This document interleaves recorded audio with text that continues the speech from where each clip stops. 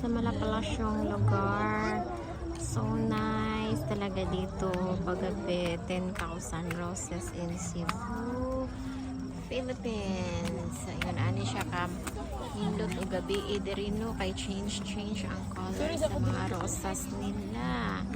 Ang ganda talaga, sobrang ganda talaga.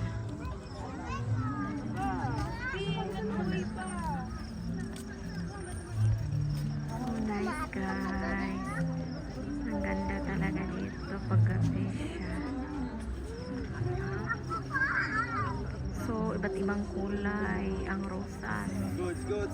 Puti, kulay puti lahat. Gusto ko yung puti. My favorite color is white too.